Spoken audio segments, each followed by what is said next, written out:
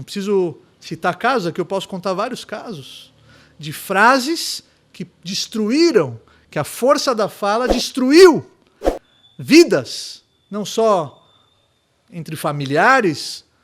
A gente pode pegar há décadas atrás, um homem na Alemanha, através da sua fala, através do seu discurso, ele conseguiu convencer muitas pessoas a cometerem crimes e atrocidades.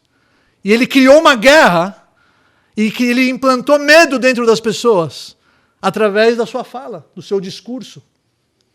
Então, primeiro portal que a gente precisa tomar muito cuidado é cuidar da nossa fala. Mas para cuidar, você tem que entender o poder que ela tem.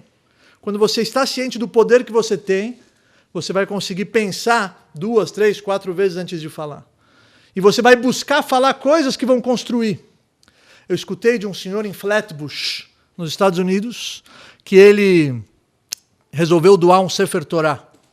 Ele não era um homem rico, ele não tinha posses, e ele avisou o rabino da sinagoga que ele queria doar uma Torá, um Sefer Torah. Um Sefer Torah é um objeto que custa muito dinheiro. Pode custar até mais de $30 mil. Um Sefer Torah que demora 1 ano para escrever, é todo um cuidado, não pode ter nenhum erro. Se errar, não pode apagar, tem que começar de novo. Então, um trabalho, um esforço. Então, de repente, ele fala para o rabino que ele quer doar um Sefer Torah, o rabino estranhou. Ele não era um doador, ele não era um homem rico. E ninguém sabia dessa qualidade dele agora, dessa generosidade dele, agora vai doar um livro, um Sefer Torah. E ele doou, o rabino foi conversar com o sofeiro confirmou que ele pagou e dividiu isso em parcelas mensais em 20 anos. Em 20 anos ele demorou para pagar o Sefer Torah. Demorou 20 anos.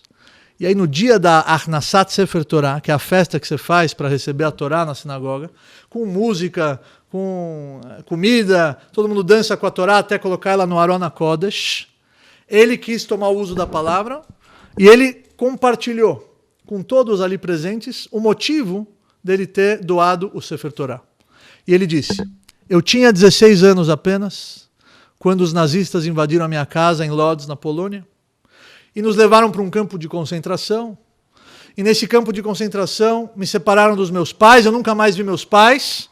E a única lembrança que eu tinha do meu pai e da minha mãe foram as minhas botas de couro, que eles me deram algumas semanas antes dos nazistas invadirem a nossa casa.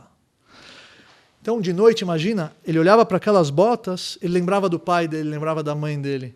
Era como se fosse o retrato, a fotografia que ele tinha, o único elo de ligação dele com o passado dele, com a família dele.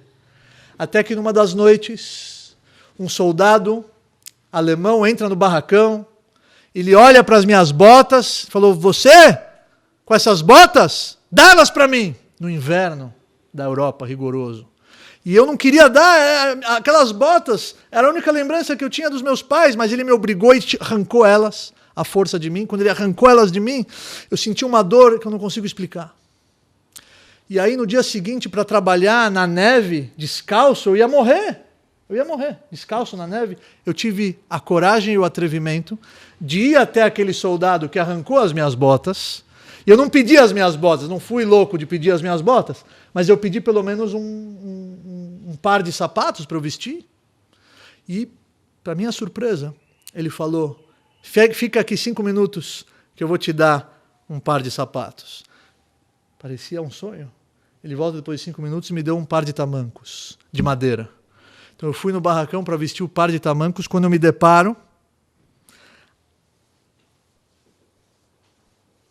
o forro de dentro do tamanco, eles fizeram uma palmilha com pedaços de um Sefer Torah, pergaminhos de um rolo da Torá, eles forraram como se fosse a palmilha do tamanco. Eles eram tão sádicos que eles queriam que o judeu pisasse na Torá. E eu não sabia, naquele momento, eu não sabia o que fazer. Eu vou pisar na Torá? Eu vou pisar em Deus? Entre aspas. Mas se eu não vestir, eu vou morrer. Eu não sabia o que fazer, mas se eu não vestir, eu vou morrer. Então eu vesti, mas cada passo que eu dava era uma dor imensa que eu sentia. E naquele momento eu me comprometi. Naquele momento eu fiz uma promessa, que se eu saísse vivo de lá, eu ia doar um Sefer Torah. Eu ia devolver a honra para Hashem, a honra que eu profanei usando aqueles tamancos, mas eu não tinha outra alternativa a não ser usá-los, senão eu ia morrer.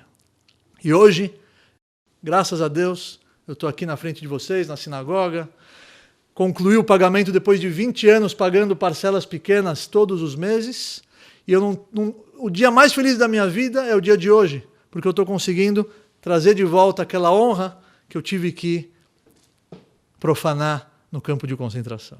Então você vê que uma palavra, um compromisso positivo, o nível que isso pode chegar, e uma palavra, uma frase negativa, o nível de destruição que isso pode causar.